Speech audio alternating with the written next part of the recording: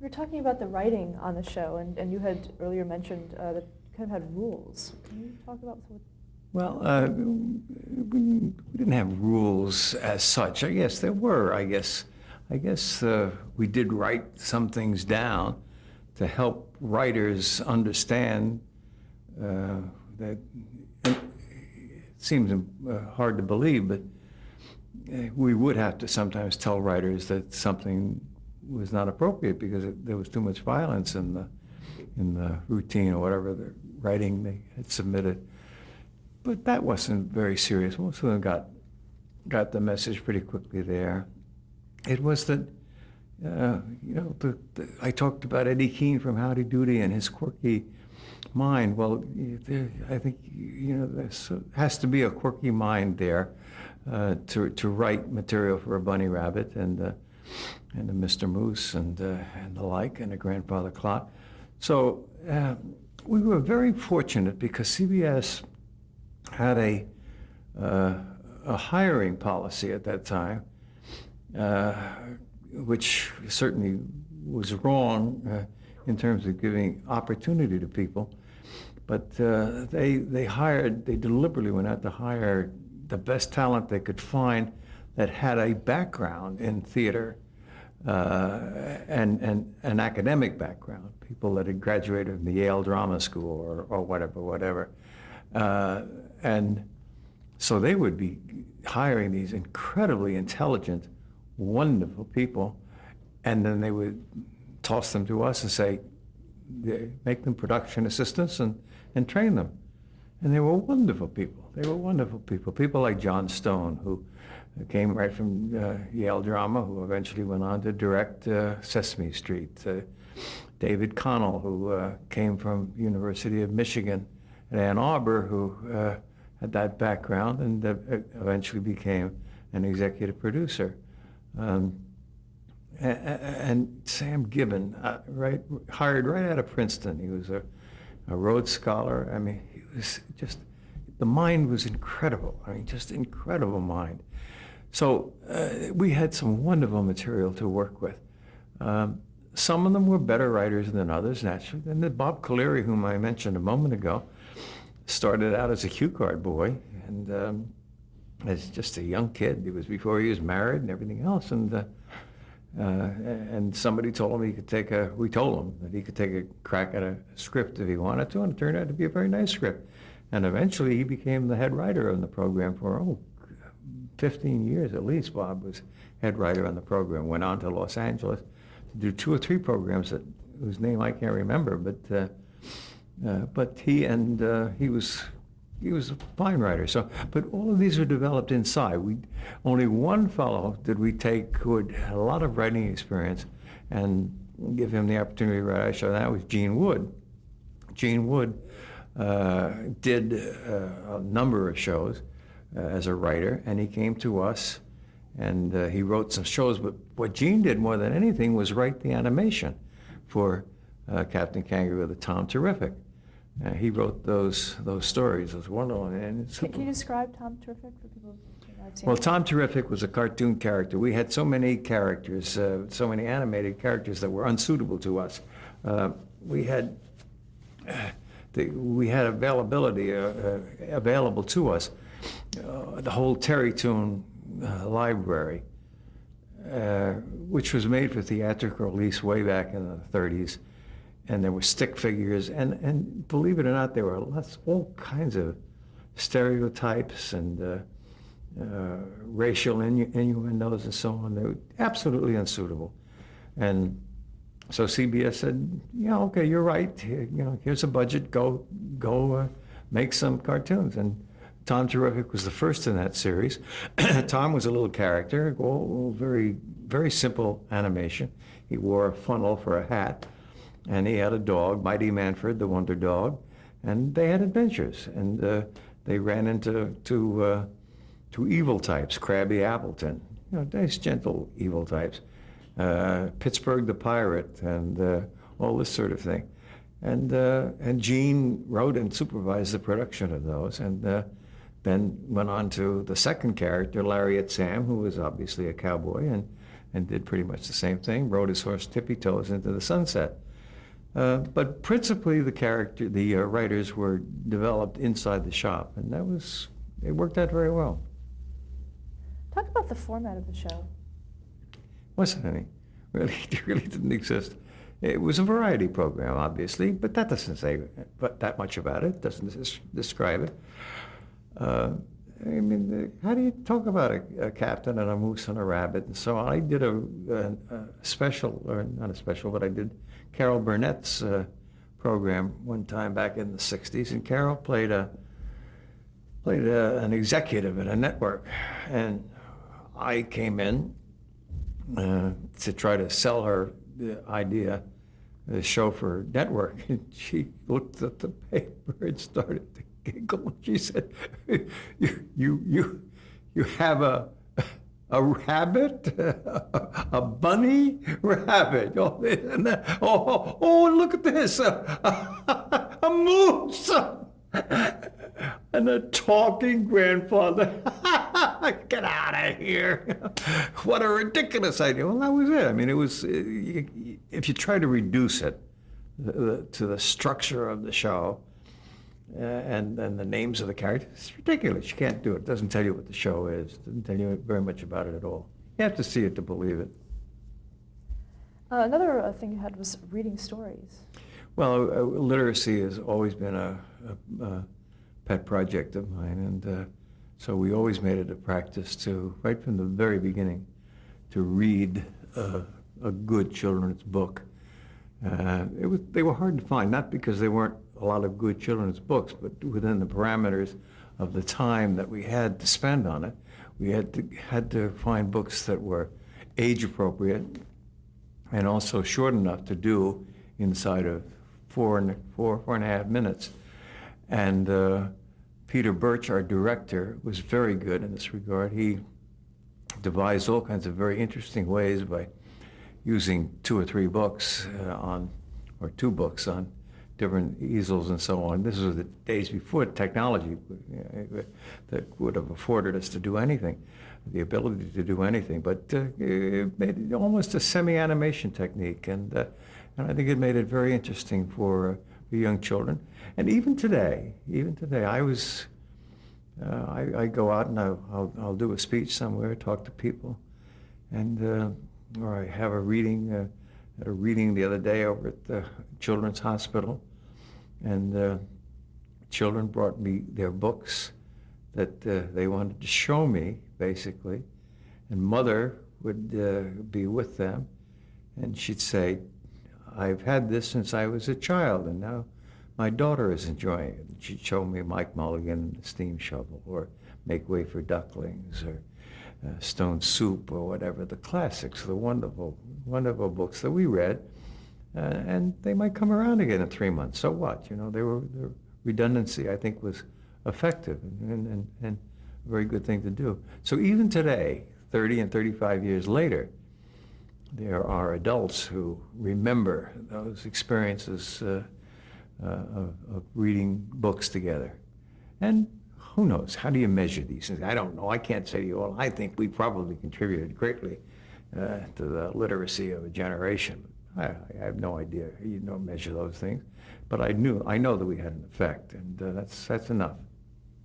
What about the music element of the show, starting with the theme song? When did that come about? Today, when you start a program, you get somebody to write the music for you, and then you buy it out, and record it, and then every time that plays, you get royalties and so on.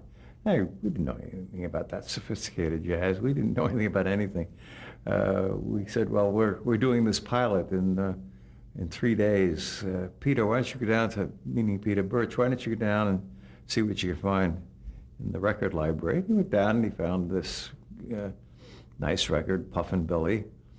It was a British song, memorialized a British steam engine, Puffin' Billy. And it was bright, it was nice, it was really it was a sweet piece of music. And so we used that. And we played it, I guess, 8 times every day on the air. we'd have made millions if we had used our own theme song. But, you know, we don't, I don't regret it. It's a very, we just weren't sophisticated, and the world is different than it was then. How was music handled on the rest of the show? It usually was picked by committee producers, and Peter Birch had a great input there. Peter was a wonderful and very interesting guy. Peter had a background as a dancer on Broadway, and he met his wife, who was in a couple of shows with him, Brigadoon and Annie Get Your Gun and whatever. He was a wonderful dancer. He danced for Agnes DeMille, very good. But then Arthur Murray and his wife went on CBS doing the Arthur Murray Show, a dance show. They had studios all over the country then to show people, introduce people to dancing, teach them dancing. And Peter was originally brought in on that program as a choreographer.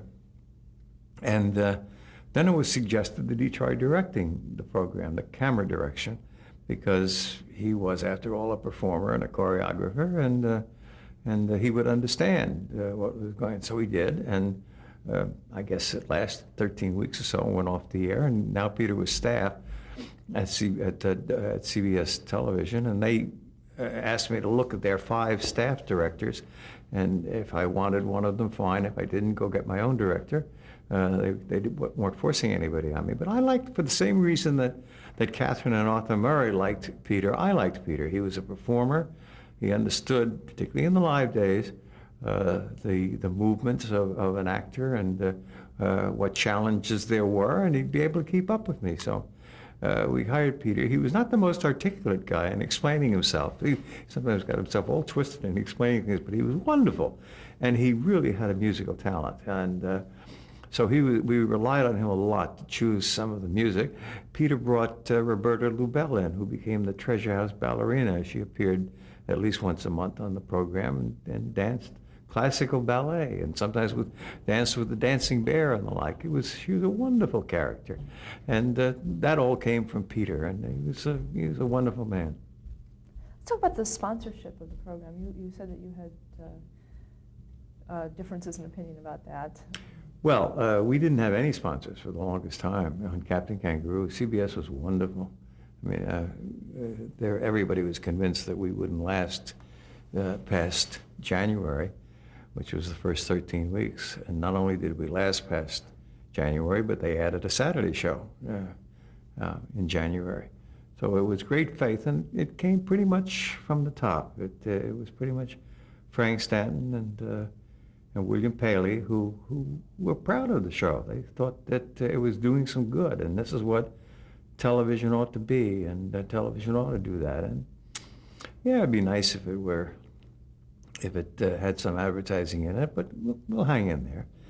And it took about, I think it must have taken close to 2 years before we got to any kind of a break-even point.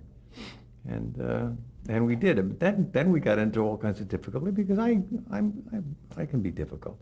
The advertising agencies would come in with a particular commercial or a particular message, and many of the products I didn't think were suitable for my special audience.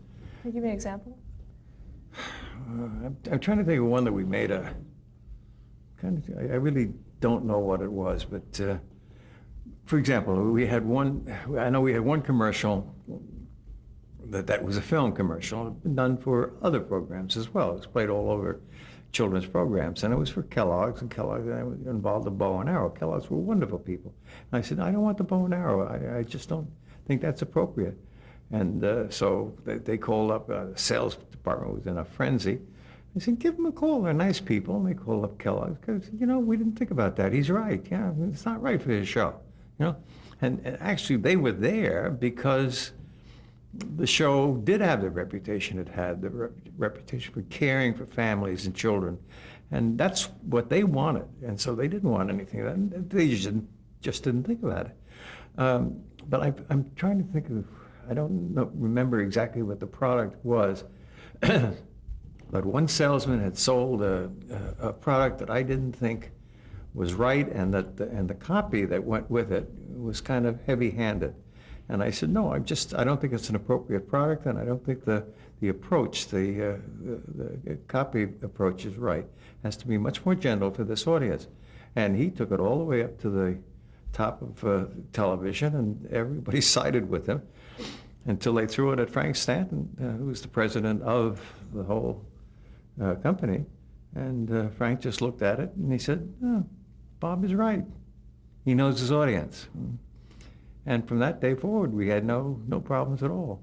We had a lot of enemies, I think, in the sales department, but that's the way it is. And actually, in the end, salespeople found that we were easier to sell because we had established this reputation of caring for the audience.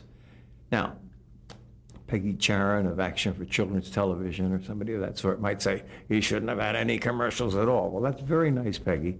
But I had no choice, because when I went on the air with the captain in 1955, there was no such thing as public broadcasting. There was a station in Houston and there was a station in Champaign-Urbana, Illinois. There was no public broadcasting station in Los Angeles or in New York or where else. So I didn't have the option to go to the 200-station public broadcasting network. It didn't exist. So it had to be commercial television, and the only way you go into commercial television is to end up doing commercials. So do them as best you can.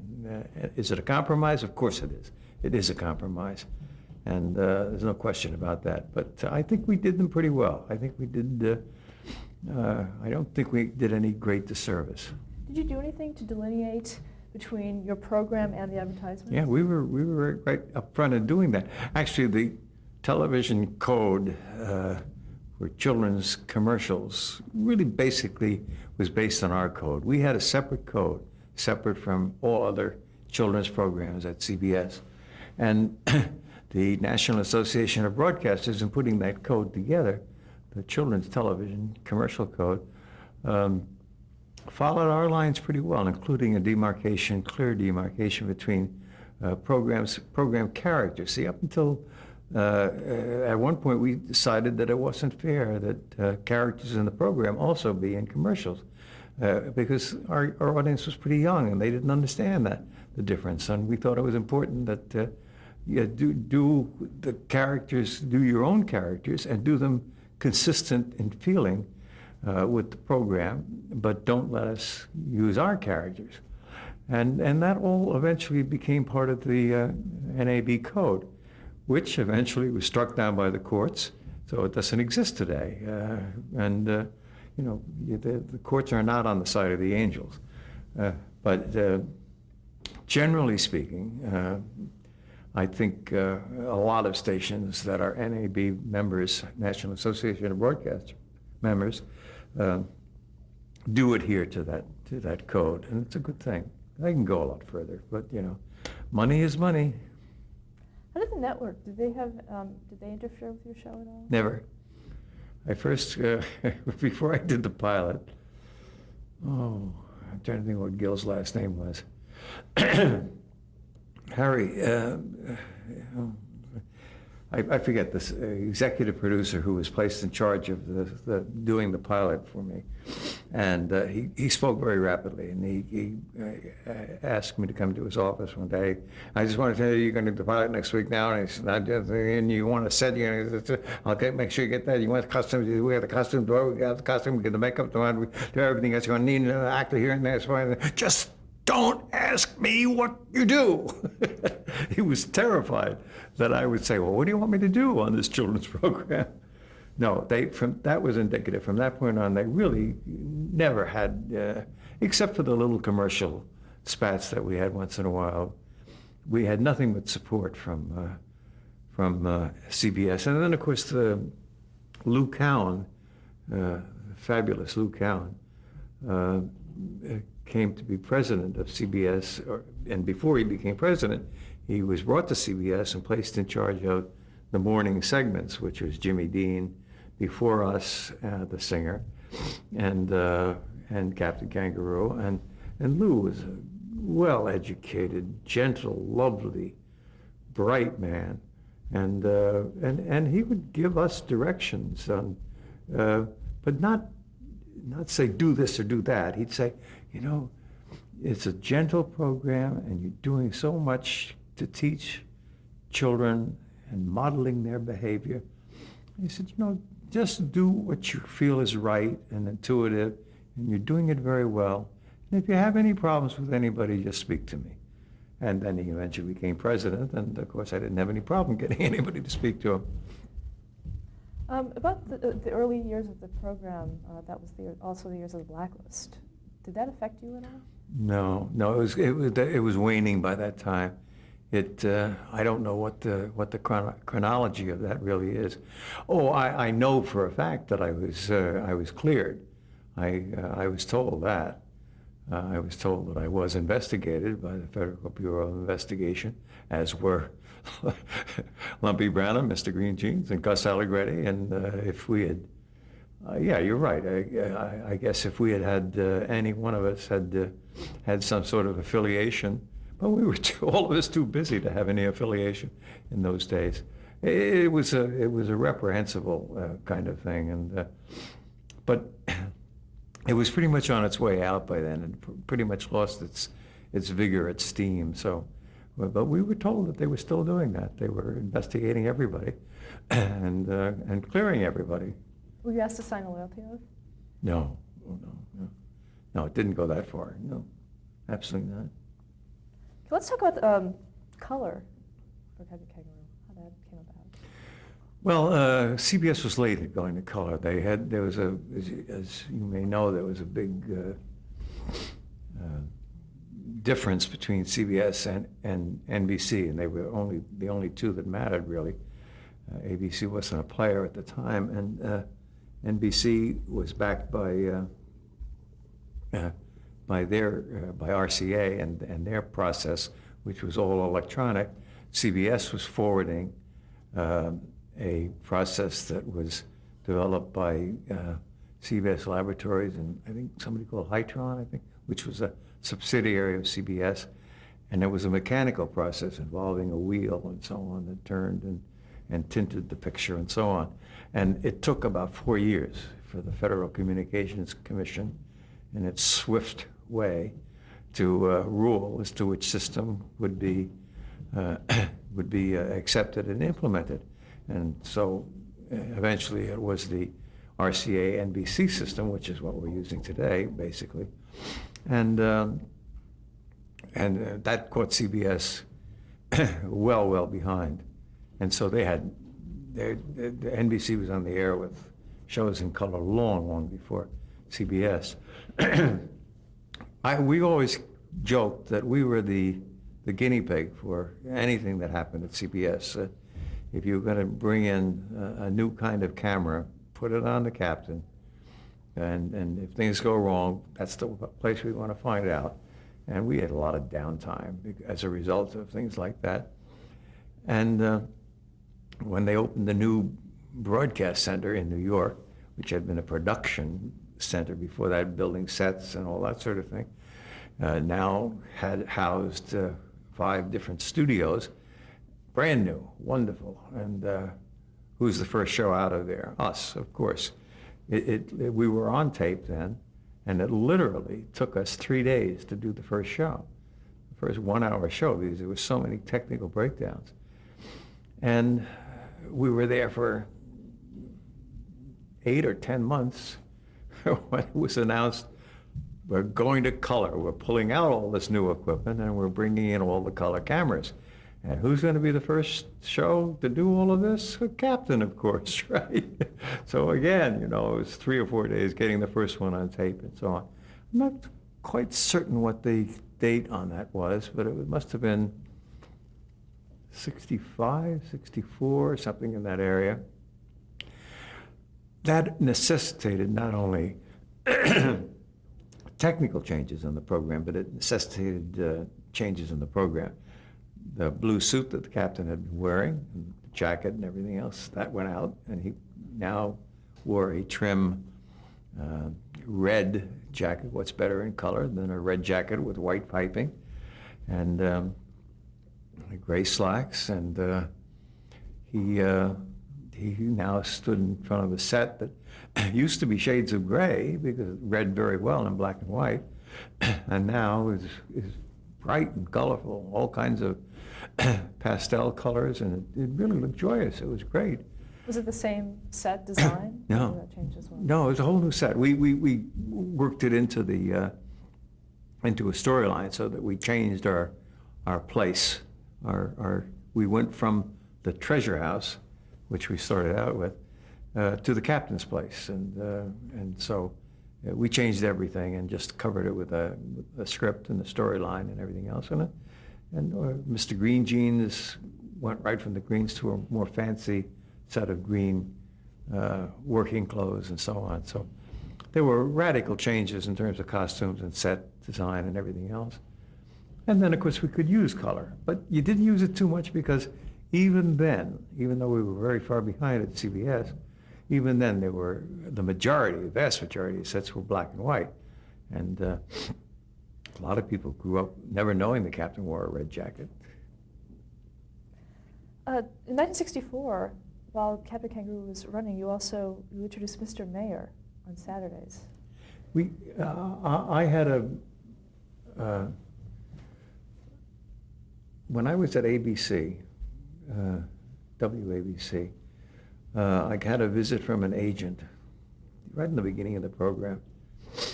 And he said, "We'll get you on the network. Just sign here." Well, I didn't sign anything, but my partner did. And then when we went over to CBS, just before we were about to start, he said, "I own half the show." And of course, that was ridiculous from my point of view, and I was ready to say, "I'm not going to do the show." And Marvin Josephson, my manager, said, "Well, you can't throw out the baby with the dishwater." I think that's the expression. So we made a settlement with him where he had a small percentage of the program, but it was onerous to me. It was just totally wrong that through a set of circumstances that I really didn't have that much to do with, this all came about. So at the end of the first 10 years, approaching the end of the first 10 years, which was the contract time, we went from 13 weeks to 26 weeks to 52-week cycles, which was a great compliment to us. That the last 3 or 4 years of that tenure were in 52-week cycles. So we approached this fellow and said, "We're developing a new show," and we had gone to CBS, and Jim Aubrey, who was president at the time, and much has been said about Jim Aubrey, but I will always say he was a very good friend of mine in doing this. He said, "Yeah, go ahead, I understand what you're doing. Why don't you take Saturday morning and develop the show for Saturday morning?" And so that was our cue, and we developed the show, and it turned out to be a very good show. And Stop there to change the tape.